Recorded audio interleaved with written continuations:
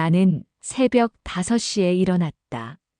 65세의 몸으로 매일 이 시간에 일어나는 것이 쉽지는 않지만 30년간 지켜온 습관이었다. 대한제약 본사의 청소 일을 시작한 지도 벌써 10년이 되었다. 회사 사람들은 내가 단순한 청소부라고 생각한다. 심지어 내 아들 도현이조차도. 하지만 사실 나는 이 회사 지분의 51%를 보유한 대주주다. 30년 전 회사가 처음 문을 열 때부터 투자했고 IMF 외환위기로 주가가 바닥을 칠 때 헐값에 주식을 대량 매입했다. 그만큼 이 회사의 미래, 가치를 높게 봤었다. 모든 주식은 페이퍼 컴퍼니를 통해 소유하고 있어서 경영진조차 내 정체를 모른다. 오직 조민철 전무만이 진실을 알고 있을 뿐이다. 그는 내가 회사의 주요 의사결정에 관여할 때 중간 역할을 해준다. 미영 언니, 오늘도 일찍 나왔네. 김순자가 반갑게 인사했다. 60세인 그녀는 나보다 5살 어리지만 이 회사에서 내가 마음을 터놓고 지낼 수 있는 유일한 친구였다. 응, 순자야. 그러고 보니 추석이 코앞이네. 도현이는 잘 지내? 나는 잠시 망설였다. 아들 이야기를 꺼내면 항상 마음이 무거워졌다. 아들인 도현은 이 회사 영업팀에서 말단 사원으로 일하고 있다. 주식 투자에 실패해서 2억 원이 넘는 대출금이 생긴 것도 알고 있지만 그 애는 내가 모른다고 생각한다. 그냥 그래. 요즘 힘들어하는 것 같긴 한데. 며느리는 어때? 아직도 언니를 우습게 보나? 순자는 내 상황을 어느 정도 알고 있었다. 며느리 혜린이 나를 대하는 태도를 순자 앞에서 몇 번 불평한 적이 있어서다. 그렇지 뭐. 이번 추석에도 친정 식구들이 온다고 음식 준비하는 것 좀 도와달라고 하더라고. 도와줘? 아이고, 퍽이나. 또 언니 혼자 고생하게 생겼네. 시어머니를 그렇게 부려먹는 게 말이 돼? 순자가 혀를 차며 안타까워했다. 하지만 나는 괜찮다고 웃어넘겼다. 언젠가는 도현이가 스스로 깨달을 것이라고 믿었다. 우리는 각자 맡은 구역으로 향했다. 나는 15층부터 20층까지, 순자는 10층부터 14층까지가 담당 구역이었다. 엘리베이터를 타고 15층에 올라가는 동안 나는 창밖을 바라봤다. 서울 도심의 새벽 풍경이 한눈에 들어왔다. 15층에는 영업팀 사무실이 있었다. 도현도 이곳에서 일하고 있다. 아직 출근 시간 전이라 사무실은 조용했다. 나는 도현의 책상 앞에서 잠시 멈춰 섰다. 책상 위에는 가족 사진이 놓여 있었다. 혜린과 함께 찍은 사진이었는데 두 사람 모두 밝게 웃고 있었다. 저 때는 행복했겠지. 결혼 초기에는 혜린도 나를 잘 대해줬다. 하지만 시간이 지나면서 점점 달라졌다. 특히 내가 청소 일을 한다는 걸 알고부터는 더욱 함부로 대하기 시작했다. IT 스타트업 회사 대표인 자신과 급이 다르다고 생각하는 게 분명하다. 요즘 들어 부쩍 나는 고민이 많아졌다. 도현에게 내 정체를 밝혀야 할 때가 온 것은 아닌지 하고 말이다.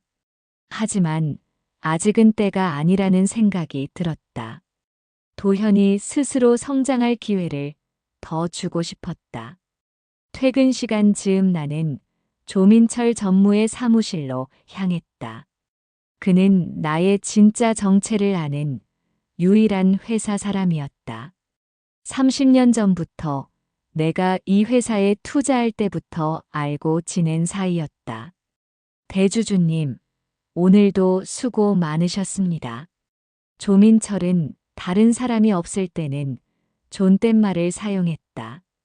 비록 청소 일을 하고 있지만 사실은 내가 이 회사의 최대 주주라는 것을 알고 있기 때문이다. 민철 씨, 별다른 일은 없죠?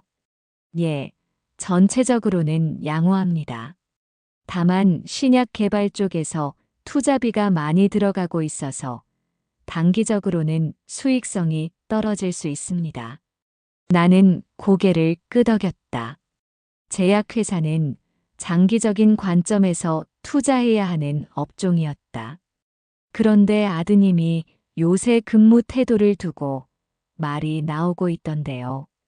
아들이 돈 문제로 힘들어하고 있어서 그래요. 무작정 도와주기보다는 좀 지켜보려고 해요. 하지만 업무에 지장을 받을 정도라면 조금. 그래요. 이번 추석 전후로 터놓고 얘기해 볼까 해요. 그때까지만 믿고 기다려줘요. 집에 돌아가는 길에 나는 혜린에게서 온 문자 메시지를 확인했다. 예상했던 대로였다. 어머니, 이번 추석에 음식 준비하는 것 도와주시기로 하셨잖아요. 저희 친정 식구들이 인원이 많아서 새벽 5시까지는 오셔야 할 것 같아요. 나는 한숨을 쉬었다. 며느리에게는 내가 그냥 청소나 하는 시어머니일 뿐이었다. 하지만 곧 모든 것이 밝혀질 것이다. 그때 혜린이 어떤 반응을 보일지 궁금했다. 집에 도착해서 나는 간단한 저녁을 준비했다. 혼자 사는 집치고는 너무 넓었지만 가끔 도현이 와서 머물 수 있도록 방을 하나 더 만들어뒀다. 물론 결혼 후로는 거의 오지 않았지만 밤 9시쯤 도현이에게서 전화가 왔다. 엄마, 잘 지내세요? 응, 도현아. 목소리가 지쳐 보이는데 힘든 일 있어? 엄마한테 말해봐. 괜찮아요, 엄마. 그냥 일이 좀 많아서 그래요. 나는 아들이 거짓말하고 있다는 것을 알았지만 더 이상 추궁하지 않았다. 언젠가는 스스로 말할 때가 올 것이다. 그래, 알겠다. 그런데 이번 추석에 혜린이네 친정 식구들이 온다면서? 네, 그렇긴 한데 엄마 너무 무리하지 마세요. 괜찮다. 엄마가 도움을 줄 수 있는 게 그것뿐이잖아. 전화를 끊고 나서 나는 창밖을 바라봤다. 이번 추석이 우리 가족에게 중요한 전환점이 될 것 같은 예감이 들었다. 추석 연휴가 시작된 토요일, 나는 새벽 4시에 일어났다. 며느리가 요청한 대로 5시까지 도현이네 집에 가서 음식 준비를 도와야 했다. 65세의 몸으로 8명분의 명절 음식을 준비하는 것은 결코 쉬운 일이 아니었다.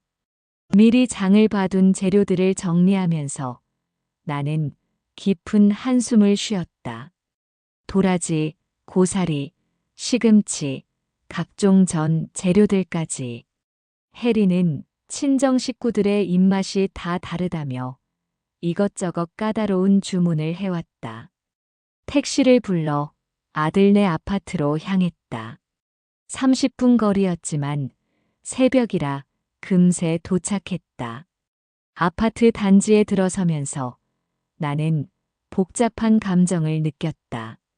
강남의 이 아파트는 내가 도현이 결혼할 때 마련해 준 것이었다. 물론 도현은 아버지가 남긴 재산으로 알고 있었지만 어머니 오셨어요?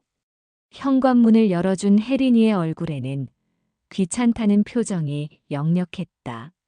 아침 인사도 없이 바로 업무 지시부터 시작했다. 친정 식구들이 10시쯤 도착한다니까 그때까지 아침 준비 다 끝내주세요. 알겠어. 그런데 도현이는 아직 자고 있어요. 요즘 스트레스 때문에 잠도 제대로 못 자서요.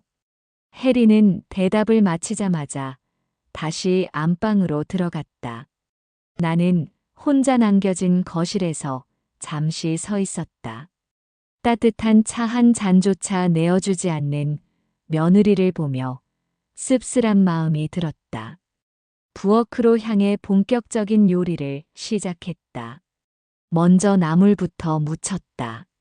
도라지는 쓴맛을 빼기 위해 소금물에 여러 번 헹군 후 양념했고, 고사리는 부드럽게 삶아서 간장과 참기름으로 무쳤다. 시금치는 데친 후 찬물에 헹궈 물기를 짜내고 정성스럽게 무쳤다. 아참, 나물간은 너무 세게 하지 마세요. 친정엄마는 짠 음식 못 드시거든요. 혜린이 부엌에 나와서 이것저것 지시했다. 그리고 저는 기름을 적게 써서 바삭하게 해주시고요. 친정 이모는 기름진 거 싫어하세요. 나는 고개를 끄덕이며 들었다. 8명의 서로 다른 입맛을 맞춰야 하는 것이었다. 오전 8시쯤 도현이가 부엌으로 나왔다. 엄마, 언제 오셨어요? 너무 일찍 나오신 거 아니에요? 괜찮다. 준비할 게 많아서. 도현의 얼굴은 많이 야위어 보였다. 주식 투자에서 손해본 것 때문에 스트레스를 많이 받고 있다는 것이 한눈에 보였다. 엄마, 제가 좀 도와드릴까요? 됐어. 그냥 씻고 나와. 사실 아들의 서투른 도움보다는 혼자 하는 것이 더 빠르다는 것을 알고 있었다. 도현은 미안한 표정을 지으며 화장실로 향했다. 오전 10시 정각, 혜린이의 친정 식구들이 도착했다. 친정어머니 최영자를 비롯해 이모, 삼촌, 사촌들까지 총 6명의 어른과 아이 2명이었다.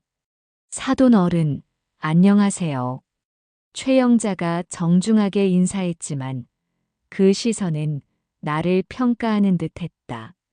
IT 회사를 운영하는 딸을 둔 자신과 청소일을 하는 나를 비교하는 시선이었다. 네, 어서 오세요. 나는 정중하게 인사했지만 최영자는 곧바로 딸 혜린에게로 향했다. 어머, 음식 정말 많이 준비했네. 고생했겠다. 새벽부터 난리도 아니었어.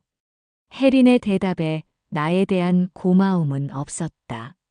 점심시간이 되자 모든 가족들이 상에 둘러앉았다. 내가 정성껏 준비한 음식들이 상을 가득 채웠다. 하지만 반응은 기대와 달랐다. 이 나물 좀 짜지 않아? 혜린의 이모가 첫 번째로 불만을 제기했다. 그래요? 어머님, 제가 간을 약하게 해달라고 말씀드렸잖아요. 혜린이 나에게 핀잔을 주었다. 분명히 평소보다 간을 훨씬 약하게 했는데도 불만이 나왔다. 이전도 기름이 너무 많이 들어간 것 같은데. 이번에는 삼촌이 말했다. 나는 기름을 최대한 적게 썼는데도 이런 말을 듣자 속에서 화가 치밀어 올랐다. 그 순간 나는 도현을 바라봤다. 하지만 아들은 난처한 표정만 지을 뿐이었다. 40년을 키운 아들이 어머니가 이렇게 모욕당하는데도 한마디 하지 못하는 모습이 가장 실망스러웠다. 혜린아, 다음부터는 좀 더 신경 써서 해달라고 해. 최영자가 딸에게 속삭였지만 그 목소리는 나에게도 들릴 정도로 컸다. 점심 후 설거지는 당연히 내 몫이었다. 8명이 먹은 그릇들이 산더미처럼 쌓여 있었다. 어머님, 설거지 깨끗하게 해주세요. 혜리는 말을 마치자마자 거실로 가버렸다.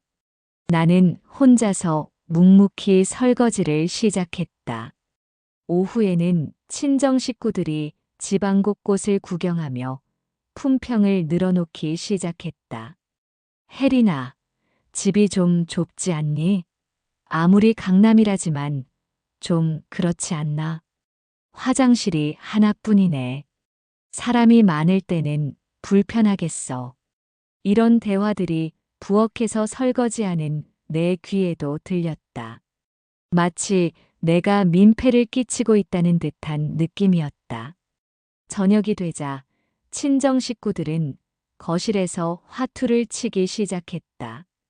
혜린아, 과일 좀 깎아줘. 어머니가 해주실 거예요. 어머니. 혜린이가 부엌에 있는 나를 불렀다. 과일 좀 깎아서 가져다 주세요. 차도 좀 끓여주세요. 친정 식구들이 좋아하시는 둥글레 차로요. 물도 좀 갈아주시고 과자도 좀 더 가져다 주세요. 화투를 치는 동안 끊임없이 이것저것 요구사항들이 이어졌다. 나는 마치 호텔 직원이 된 것 같은 기분이 들었다. 밤 9시가 넘어서야 모든 일이 끝났다. 나는 하루 종일 단 한 번도 제대로 앉아 쉬지 못했다. 온몸이 욱신거렸고 특히 허리와 다리가 아팠다. 친정 식구들은 거실에서 TV를 보며 편안하게 쉬고 있었다. 나는 부엌에서 마지막 정리를 하며 깊은 한숨을 쉬었다. 그때 혜린의 친정어머니 최영자가 부엌으로 들어왔다. 고생 많으셨어요, 사돈. 아니에요. 당연한 일이죠. 그런데 혜린이가 그러는데 요즘 강서방이 투자하다가 손실을 많이 봤다면서요? 나는 잠시 손을 멈췄다. 이 이야기가 왜 나오는지 알 것 같았다. 그런가요? 아들 일이라 정확히는 모르겠어요. 모르셨구나. 혹시 댁에 여유가 있으시면 도와주실 수 있나 해서요. 우리 혜린이도 요새 회사 사정이 빡빡하다는데 박서방까지 스트레스를 주니 원. 제가 청소일하는 사람인데 무슨 도움을 드려야 할지. 아, 그러시죠. 어쩔 수 없네요. 최영자는 실망한 표정을 지으며 거실로 돌아갔다. 나는 그녀의 속셈을 정확히 알 수 있었다. 사위의 빚 때문에 딸이 고생한다고 말하고 싶었던 것이다. 밤 10시쯤 나는 마침내 모든 정리를 끝냈다. 온몸이 피곤했고 집까지 가는 길이 너무 멀게 느껴졌다. 나는 조심스럽게 혜린에게 다가갔다. 예, 혜린아. 나 오늘 하루만 여기서 신세 좀 지자. 그 말이 나오자마자 혜린이의 얼굴이 굳어졌다. 네, 뭐라고요? 시간도 늦고 한데 내가 너무 고단해서 잠깐 눈 좀 붙이고 아침에 일찍 갈게. 하루 종일 고생한 후 다시 먼 길을 가기에는 너무 피곤했다. 늙은 몸으로는 한계가 있었다. 그런데 혜린이 언성을 높이며 말했다. 집도 좁은데 갑자기 방 하나를 내달라고요? 어머님, 그건 경우가 없는 거 아니에요? 혜린의 목소리가 온 집안에 울려 퍼졌다. 거실에 있던 모든 사람들이 이쪽을 바라봤다. 지금 우리 식구들 다 모여 있는데 눈치껏 피해 주시는 게 맞지 않아요? 그러니 청소일이나 하시지. 그 순간 내 머릿속에서 뭔가 끊어지는 소리를 들었다. 지금껏 쌓여온 인내심에 한계가 온 것이었다. 보자 보자 하니까 도대체 뭘로 보는 거야?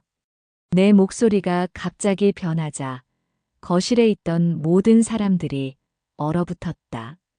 65년을 살아온 사람의 위엄이 순간 터져 나왔다. 내가 새벽 4시부터 일어나서 8명분 밥 해주고, 설거지하고, 과일 깎고, 차 끓이고, 물 갈아주고, 과자 갖다 주고, 그렇게 하루 종일 부려 먹어 놓고, 이제 하룻밤 자고 간다니까 경우가 없다고, 눈치껏 피해달라고. 혜리는 시어머니의 갑작스러운 폭발에 당황했다. 조용했던 시어머니가 이렇게 화를 낼 줄은 몰랐던 것이다. 어머니, 이게 도대체 뭐 하시는 거예요? 예의를 좀. 예의? 너희는 그렇게 예의가 있어서 여태 그렇게 행동했어? 나는 더욱 목소리를 높였다. 하루 종일 부려먹어 놓고 잠자리도 안 내어주는 게 이게 사람이 할 짓이야? 아무리 내가 청소일을 한다고 해도, 아무리 너희들이 잘났다고 해도 이건 아니잖아. 그때 도현이가 어쩔 줄 몰라 하며 끼어들려 했다. 엄마, 진정하세요. 야, 이 머저리 같은 놈아. 나는 갑자기 아들에게 화살을 돌렸다.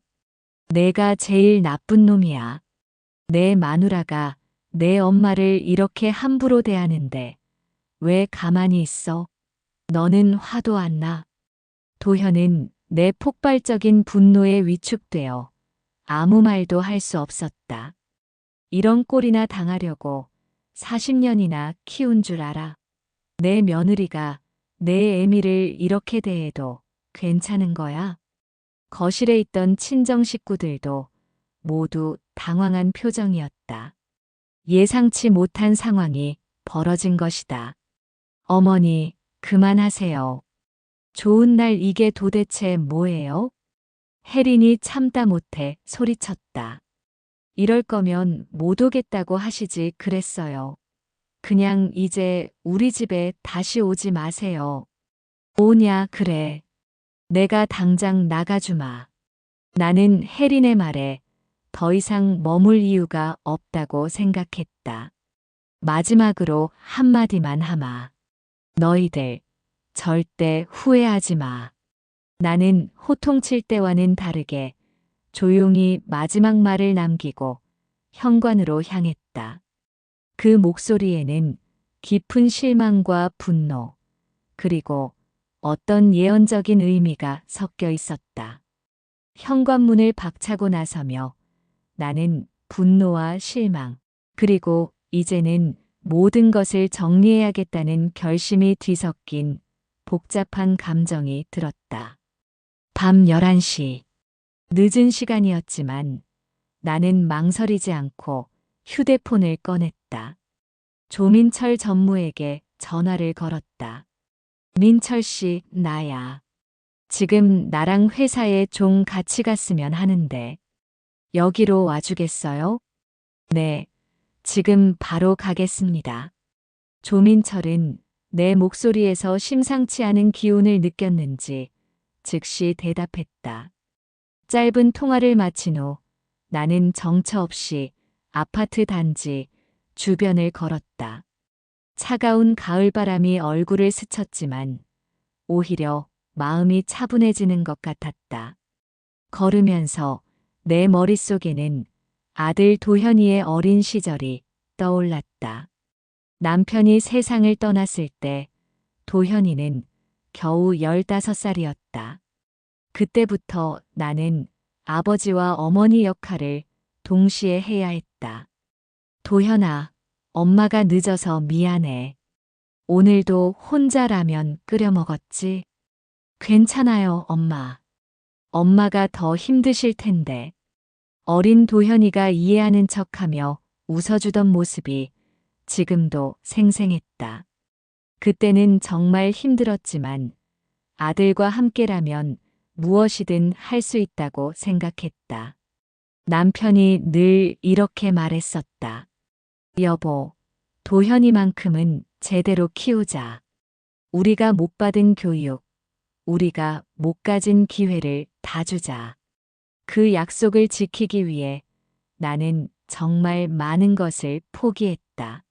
하지만 그 아들이 오늘 어머니가 모욕당하는 순간에 아무 말도 하지 못했다. 30분쯤 지났을까? 검은색 제네시스가 조용히 아파트 단지 앞에 멈춰섰다. 조민철이 직접 운전해서 온 것이었다. 죄송합니다. 늦었습니다. 아니요, 전무님. 늦은 시간에 불러서 미안해요. 나는 말없이 차에 올랐다. 조민철은 조용히 대한제약 본사로 향했다. 그는 30년간 나를 봐온 만큼 내 기분을 헤아릴 줄 알았다. 대한제약 본사에 도착한 나는 임원 전용 엘리베이터를 이용해 최고층으로 올라갔다. 깊은 밤이라 건물은 조용했지만 경비 시스템은 내 카드키를 인식하고 모든 문을 열어주었다. 최고층 회의실에서 나는 서울의 야경을 바라보며 깊은 생각에 잠겼다. 40년을 키운 아들이 자신을 지키지 못하는 모습, 며느리의 노골적인 무시와 모독이 마음을 무겁게 했다. 1시간 정도 지난 후 나는 조민철에게 말했다. 전무님, 내일부터 준비할 일이 있어요. 말씀하십시오, 대주주님. 테크놀로지아라는 회사, 알아요? 예, 대주주님의 며느님이 대표로 있는 현재 우리 회사와 계약하려고 접촉 중에 있습니다. 계약할 때 나도 미팅에 참석하게 해줘요. 조민철은 놀란 목소리로 물었다. 직접 나가시겠다고요? 그럼. 이제 정체를 밝힐 때가 된 것 같아요. 오늘 일로 더 이상 참을 수 없을 것 같고. 알겠습니다. 준비하겠습니다. 그런데 직급을 어떻게 소개해드리면 될까요? 그냥 대주주라고 해요. 청소부라고 할 순 없으니 51% 지분을 가진 최대 주주라고. 한 달 후 조민철에게서 연락이 왔다. 대주주님, 테크놀로지아에서 공식적으로 미팅 요청이 들어왔습니다. 그래, 언제로 잡았어요? 내일 오후 2시로 잡았습니다. VIP 회의실에서요. 알겠어요. 나도 그 자리에 나갈 거예요. 드디어 그때가 왔다. 해리는 아직 자신이 누구와 미팅하게 될지 모르고 있었다. 다음 날 오후 해리는 완벽하게 준비를 마치고 대한제약 본사로 향했다. 이 계약이 성사되면 자신의 회사가 크게 성장할 수 있을 것이었다. 특히 요즘 투자 유치가 어려운 상황에서 대한제약과의 파트너십은 절실했다. 대한제약 본사 1층 로비에 들어선 해리는 잠시 주위를 둘러봤다. 30층 규모의 현대적인 건물이 인상적이었다. 안내 데스크에서 확인을 받고 VIP 전용 엘리베이터를 타고 28층으로 올라갔다. 테크놀로지아 이혜린 대표님이시죠? 안내해드리겠습니다. 정중한 안내를 받으며 VIP 회의실에 들어선 해리는 넓고 고급스러운 회의실에 혼자 남겨졌다. 대형 창문으로 보이는 서울 시내 전경이 한눈에 들어왔다. 몇 분 후 회의실 문이 열렸다. 해리는 정중하게 일어나 인사할 준비를 했다. 하지만 문을 열고 들어오는 사람을 본 순간 해린의 얼굴이 하얗게 변했다. 고급스러운 정장을 입고 당당한 걸음으로 들어오는 사람은 다름 아닌 시어머니 박미영이었다. 며칠 전 집에서 봤던 초라한 모습과는 완전히 다른 위험 있는 모습이었다. 해리는 의자에서 일어날 수도 앉아 있을 수도 없었다. 입을 벌린 채 나를 바라볼 뿐이었다. 어머님? 해린의 목소리는 떨렸다. 나는 냉정한 표정으로 테이블 맞은편에 앉았다. 며칠 전까지만 해도 혜리나라고 부르던 따뜻함은 온데간데 없었다. 안녕하세요, 이혜린 대표님. 나는 사무적으로 인사했다. 저는 대한제약 최대 주주 박미영입니다. 내가 혜린 앞으로 명함을 밀어냈다. 혜린은 떨리는 손으로 명함을 받았다. 대한제약 대주주 박미영이라고 적혀 있었다. 명함을 보는 순간 혜린의 머릿속이 하얗게 변했다. 이게 어떻게? 놀랐어? 그럴 만도 하지. 내 목소리에는 감정이 전혀 없었다. 어머님이 대한제약 대주주라고요? 그래, 맞아. 51% 지분을 보유하고 있어. 이런 중요한 계약의 최종 결정권을 가지고 있다는 얘기야. 혜린의 얼굴이 창백해졌다. 자신이 며칠 전까지 청소하는 사람이라며 무시했던 시어머니가 사실은 자신의 운명을 좌우할 수 있는 대기업 대주주였던 것이다. 그런데 이봐요, 이혜린 대표님. 내가 단호하게 말했다. 내가 왜 당신 어머님입니까? 며칠 전에 이혜린 대표님이 인연을 끊자고 하지 않았습니까? 내 눈빛이 차갑게 변했다. 이 자리가 장난인 줄 알아요? 이렇게 중요한 비즈니스 미팅에서 무슨 사적인 질문이 그렇게 많습니까? 혜리는 내 위압적인 분위기에 완전히 위축되었다. 어머님, 저는 계약 이야기를 하러 온 거. 우리 대한제약은 품격 있는 회사들과만 거래합니다. 내가 혜린의 말을 끊었다. 직업의 귀천을 따지고 사람을 계급으로 판단하며 가족을 함부로 대하는 그런 사람이 대표로 있는 회사와는 일하기 어렵겠네요. 혜린은 그 말을 듣는 순간 자신의 회사 미래가 완전히 어둠 속으로 빠져드는 것을 느꼈다.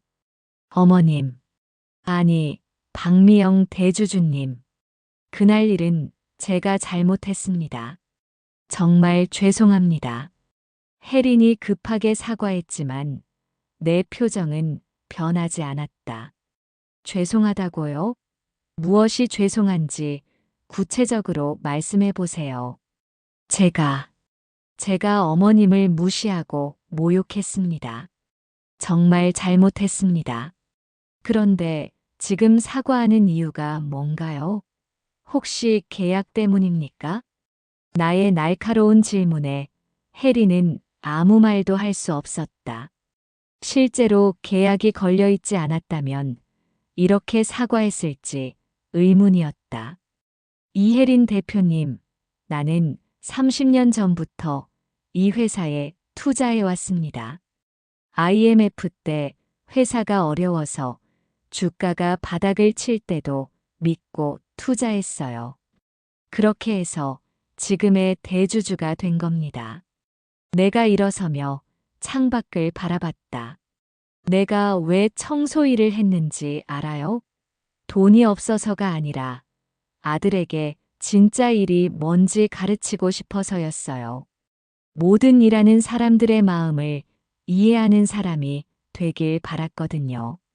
그런데 정작 내 며느리 되는 사람은 그 뜻을 이해하지 못했네요. 아니, 이해하려고 하지도 않았지요. 혜리는 괴로운 표정을 지으며 말했다. 어머님, 제가 정말 잘못했습니다. 다시 기회를 주시면. 기회? 내가 혜린을 향해 돌아섰다. 이혜린 대표님이 저에게 준 기회는 무엇이었나요? 하루 종일 부려먹고 청소일이나 하는 사람이라고 모욕한 것 말고요. 저는 몰랐습니다. 어머님이 이런 분이신 줄 몰랐다고? 그럼 알았으면 잘해줬을 거라는 말씀이세요? 내 질문에 혜리는 대답할 수 없었다. 실제로 그런 마음이었기 때문이다. 결국 권력이나 돈 때문에 사람을 대하는 거 아닙니까? 그런 사람과 어떻게 신뢰를 바탕으로 한 사업을 할 수 있겠어요? 내가 서류를 정리하며 일어섰다. 오늘 미팅은 여기까지 하겠습니다. 테크놀로지아와의 계약은 진행하지 않기로 결정했습니다. 어머님, 제발요. 저희 회사가 망하면 도현 씨도 힘들어져요. 혜린이 절망적으로 매달렸다. 도현이 이야기는 꺼내지 마. 내가 도현이를 진짜 사랑했다면 그 남편의 어머니를 그렇게 대하지 않았을 테니까. 내가 문 쪽으로 향하며 마지막으로 말했다. 노파심에 말하는데 앞으로 나한테 연락하지 마. 우린 더 이상 가족이 아니니까.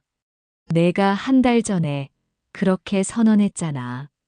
그날 저녁 혜리는 집으로 돌아와 도현에게 모든 상황을 설명했다. 뭐라고? 우리 엄마가 대한제약 대주주라고. 도현은 믿을 수 없다는 표정이었다. 회사 지분의 51%를 가지고 있대. 그리고 우리 계약도 완전히 거절당했어. 그럼 엄마가 청소 일을 한 이유는 당신을 가르치려고 했던 거래. 일하는 사람의 마음을 이해하라고. 도현은 그제서야 어머니의 진짜 뜻을 이해했다. 40년간 어머니가 자신을 어떻게 키우려 했는지를. 이제 어떻게 해? 우리 회사는 어떻게 되는 거야? 혜린의 목소리에는 절망이 가득했다. 하지만 도현은 이미 마음을 정하고 있었다. 혜린아, 나 엄마한테 가서 사과드릴 거야. 그럼 나도 같이. 아니야. 너는 가지 마. 지금 가봤자 엄마한테 상처만 줄 거야. 도현은 처음으로 아내에게 단호하게 말했다. 이제야 누가 진짜 소중한 사람인지 깨달았기 때문이다. 어머니의 집으로 향하는 길에 도현은 어린 시절을 떠올렸다.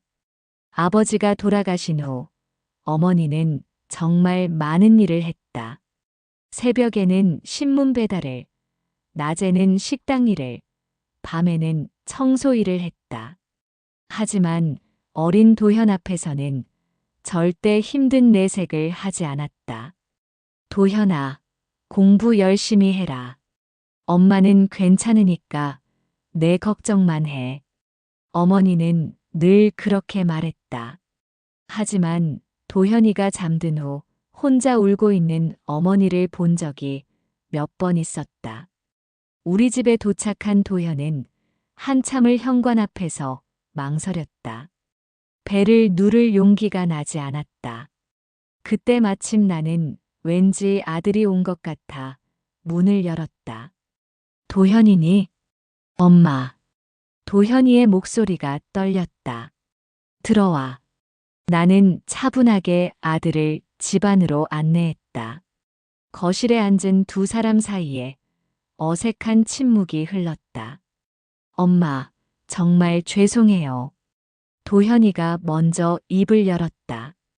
엄마가 저를 어떻게 키우셨는지, 어떤 마음으로 살아오셨는지 전혀 몰랐어요. 나는 입을 다문 채 조용히 아들을 바라보기만 했다. 엄마가 청소 일을 하시는 걸 부끄러워했어요. 친구들 앞에서도 숨기려고 했고, 혜린이가 엄마를 무시해도 말리지 못했어요. 도현의 눈에서 눈물이 흘러내렸다. 정말 바보 같은 아들이었어요. 엄마가 저를 위해 얼마나 많은 걸 포기하셨는지도 모르고. 도현아, 내가 조용히 말했다. 엄마가 화난 건 내가 내 일을 부끄러워해서가 아니야. 내가 다른 사람들을 무시하는 사람이 되었기 때문이야. 네. 엄마가 청소 일을 한 이유는 돈 때문이 아니었어. 너에게 모든 일하는 사람들의 마음을 이해하는 사람이 되라고 가르치고 싶었던 거야. 내가 일어나 창가로 걸어갔다. 하지만 넌 오히려 계급을 나누고 사람을 가진 것으로 판단하는 사람이 되었더라. 엄마, 잘못했어요. 죄송해요. 미안하다고 하지 마. 이제부터 어떻게 살 건지 보여줘. 도현은 어머니의 말에 고개를 끄덕였다. 몇 주가 지났다. 혜린의 상황은 급격히 악화되고 있었다. 대한제약과의 계약이 무산된 후 투자자들이 하나둘 발을 빼기 시작했다. 대표님, 이번 분기 실적이 너무 안 좋아요. 추가 투자는 어렵겠습니다. 대한제약과의 파트너십은 어떻게 됐나요? 그것만 성사되면. 파트너십이 완전히 무산됐다면서요? 그럼 우리도 재고해야죠. 투자자들의 차가운 반응에 혜리는 절망했다. 회사가 문을 닫는 것은 시간 문제였다. 한편 나는 회사에서 갑작스러운 어지러움을 느꼈다. 평소보다 더 심한 피로감과 함께 가슴이 답답했다. 언니, 괜찮아? 어디 아픈 거 아니야? 순자가 걱정스럽게 물었다. 괜찮아. 그냥 좀 피곤해서 그래. 하지만 점심시간이 되자 증상은 더 심해졌다. 갑작스럽게 가슴에 극심한 통증이 몰려왔다. 언니, 순자가 소리쳤지만 나는 의식을 잃고 쓰러졌다. 응급실로 실려간 나는 심근경색 진단을 받았다. 과로와 스트레스가 누적된 결과였다. 환자분 상태가 심각합니다. 즉시 수술이 필요해요. 의사의 말에 순자는 급히 아들에게 연락했다. 어머님이 쓰러지셨어. 심근경색이래. 빨리 병원으로 와. 전화를 받은 도현은 얼굴이 하얗게 변했다. 뭐라고요? 엄마가? 도현은 급히 회사를 나와 병원으로 향했다. 혜린에게도 연락했지만 그녀는 투자자 미팅 때문에 바로 올 수 없다고 했다. 병원에 도착한 도현은 수술실 앞에서 기다리고 있는 순자를 만났다. 아주머니, 엄마는 어떠세요? 지금 수술 중이야. 의사가 그러는데 지금 많이 위험한 상황이래. 순자의 말에 도현은 주저앉을 뻔했다. 내가 엄마를 이렇게 만든 거네요. 그런 소리 하지 마. 지금은 어머님이 무사히 수술 마치시는 게 중요해.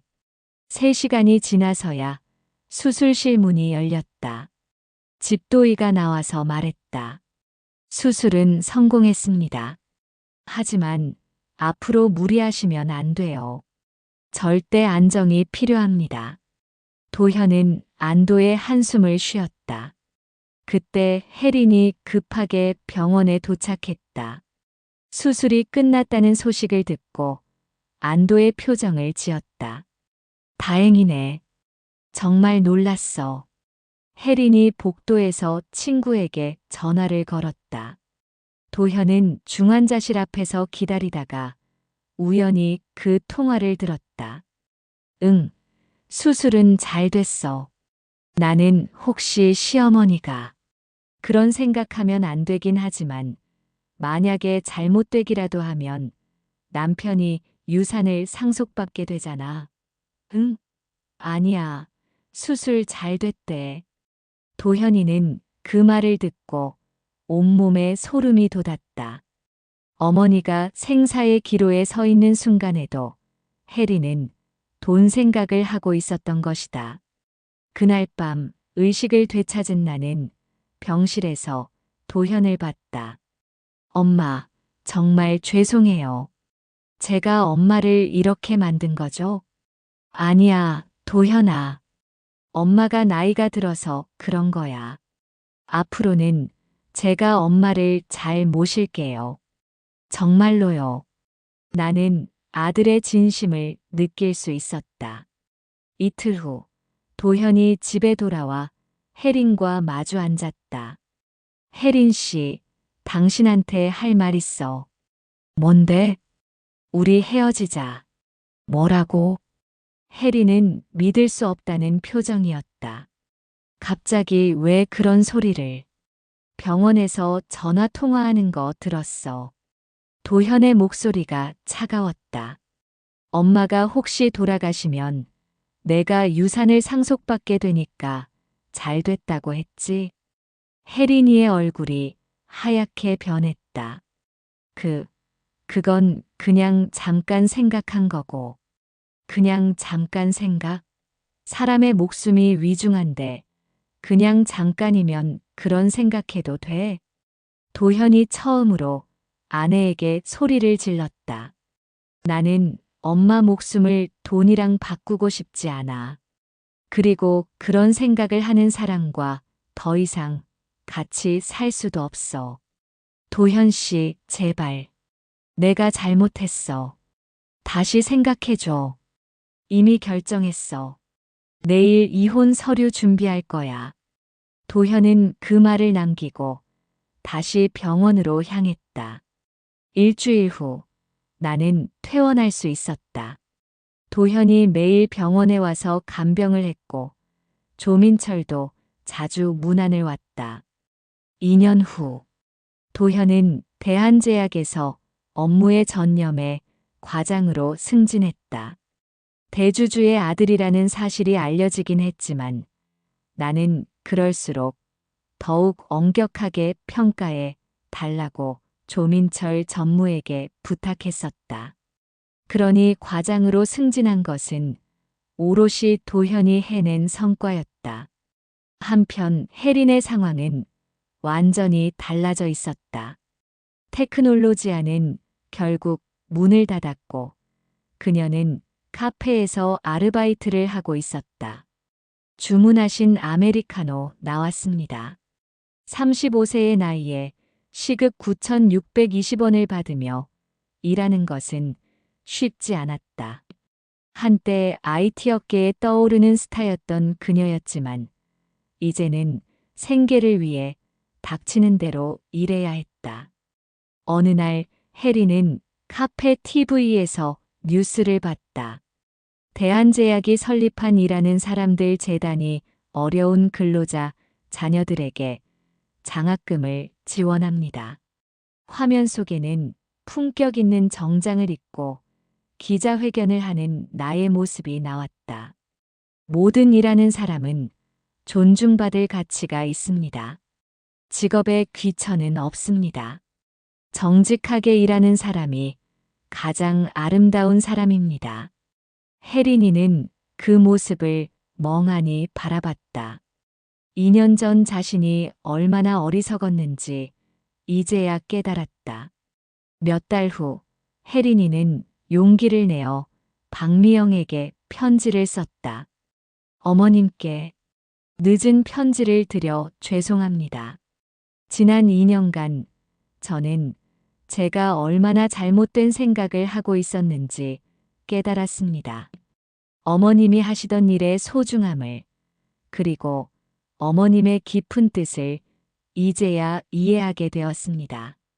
저는 사람을 돈과 지위로만 판단하는 어리석은 사람이었습니다. 진정으로 존경받을 만한 분을 알아보지 못했습니다. 다시 가족이 되어달라고 부탁드릴 자격은 없습니다.